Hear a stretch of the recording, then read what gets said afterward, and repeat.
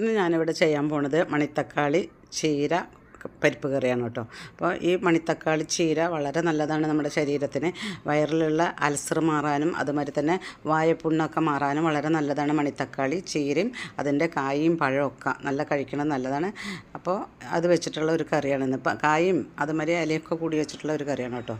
അതിന് വേണ്ടിയിട്ട് കുറച്ച് മണിത്തക്കാളി ചീര നമുക്ക് പൊട്ടിക്കാം. മണിത്തക്കാളി ചീര പൊട്ടിക്കുമ്പോൾ നല്ല കായൊക്കെ കിട്ടിയിട്ട് പഴം കിട്ടിയതാണ് പഴം. ഇത് നല്ല തിന്നാൻ നല്ല സ്വാദാണ്. അതുമാതിരി തന്നെ ഈ പച്ചക്കായ കൊണ്ടാട്ടം ഉണ്ടാക്കാം. നമുക്ക് ചീര കഴുകി ഊറ്റി വയ്ക്കാം. അതിന് ശേഷം കുറച്ച് ചെറുപരിപ്പ് പായസപ്പരിപ്പ് എടുത്ത് കുക്കറിലിട്ട് ഒരു പച്ചമുളക് അതിനിട്ട് കൊടുക്കുക. എരിവിന് ഇത് മുളകും പൊടിയൊന്നും ഇടേണ്ട ആവശ്യമില്ല കേട്ടോ, പച്ചമുളക് മതി. ഇത് വയറിന് വേണ്ടിയിട്ട് വയറിന് അസുഖം മാറാൻ വേണ്ടിയുള്ള ഒരു ചീരയാണല്ലോ. അപ്പോൾ അതിന് വേണ്ടി 2-4 വെളുത്തുള്ളി പിന്നെ ഒരു സബോള അരിഞ്ഞത് അതൊക്കെ ഇട്ട് കൊടുക്കാം. ഇനി അതിലേക്ക് കുറച്ച് മഞ്ഞൾപ്പൊടി ഇട്ട് കൊടുക്കാം. മഞ്ഞൾപ്പൊടി ഇട്ട ശേഷം പരിപ്പ് വേവാനുള്ള വെള്ളം ഒഴിച്ച് കൊടുത്ത് കുക്കർ മൂടി വെച്ച് വേവിക്കാം. 2 വിസിലടിച്ച ശേഷം കുക്കർ തുറന്ന് നോക്കിയപ്പോൾ നല്ലോണം പരിപ്പ് വെന്തുണ്ട്.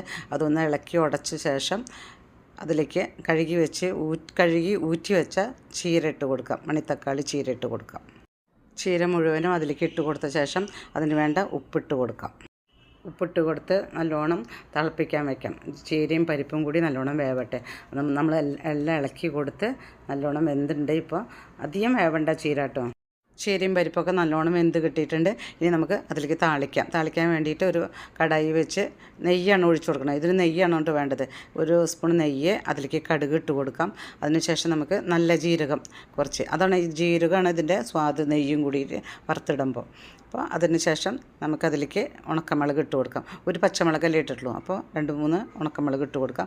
ഇനി കുറച്ച് ഉള്ളി അരിഞ്ഞത് കൂടെ മൂപ്പിച്ച് ഈ കറിയിലേക്ക് ഒഴിച്ച് കൊടുത്ത് അടിപൊളി കറിയായിട്ടോ. ആ നെയ്യിൽ കിടന്നിട്ട് ആ ഉള്ളിയും മുളകും ജീരകവും കൂടി മൂക്കുമ്പോൾ നല്ലൊരു മണമാണ്. അത് കറിയിലേക്ക് ഒഴിച്ച് കഴിഞ്ഞാൽ ഇനി അതിലും നല്ലൊരു സ്വാദാണ്. അപ്പോൾ ഈ കറി ഉണ്ടാക്കി നോക്കിയിട്ട് അഭിപ്രായം പറയാം. നല്ലൊരു ഹെൽത്തി ആയ ഒരു കൂട്ടാനാണ് കേട്ടോ ഇത്. വേനൽക്കാലത്ത് ഇങ്ങനെയൊക്കെ ചീര കറി വെച്ച് കൂട്ടുന്നത് വളരെ നല്ലതാണ് കേട്ടോ. അപ്പോൾ വീഡിയോ ഇഷ്ടമായിച്ചാൽ ലൈക്ക് ചെയ്യുക, ഷെയർ ചെയ്യുക. നന്ദി.